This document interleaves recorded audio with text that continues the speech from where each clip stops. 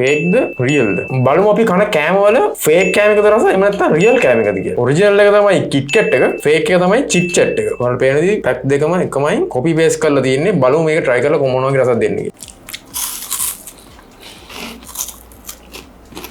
ඇත චිට්චැට් එක කිට්කැට් එක ගත්තොත් ඉතින් මට සෙට් වෙන්නේ කිට්කැට් එක චිට්චැට් එක මට සෙට් වෙන්නේ. ඒක නිකන් අර මේ හුඩම් රහක් තමයි මට එන්නේ. ඒක නිකන් බරත් අඩුයි මට සෙට් වෙන්නේ නැහැ. ඒක ඔරිජිනල් එක ලේස් එක, එතකොට ෆේක් එක උස්වත්ත චර්පි චිප්. බලමු මොකක්ද දෙකේ වෙනස කියලා.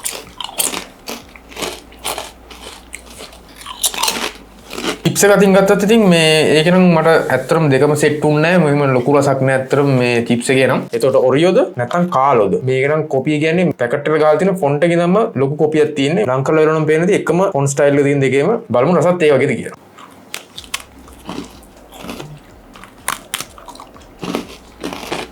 කාලෝ එකයි ඔරියෝ එකයි ගත්තත් මට ඒත් සෙට් වෙන්නේ ඔරියෝ එක තමයි. මේ ඔරිජිනල් එක උදාර කියනව නෙමෙයි. ඒක ඇත්තටම මේ කිරි රහක් වෙන මට මේ අරකට සාපේක්ෂව. දැන් බලමු බුල්ඩොග් චීස් රාමෙන් එකක්ද නැත්නම් කොත්තුමී චීස් රාමෙන් එකද රස කියලා.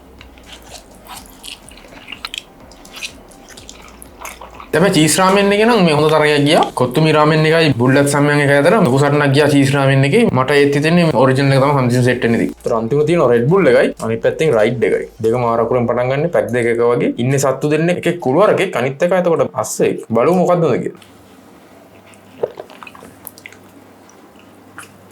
රෙඩ් බුල් එක රයිඩ් එක ගත්තොත් නම් මට ටිකක් මේ ඒ දෙකේන හොඳ තරගයක් තිබුණා. නමුත් ඒකෙත් රෙඩ් බුල් එක චුට්ටක් වගේ ඉදිරියෙන් ඉන්න මොකද ඒක පොඩ්ඩක් මේ රයිඩ් එකට පොඩ්ඩක් ස්ට්‍රෝං ඇත්තටම.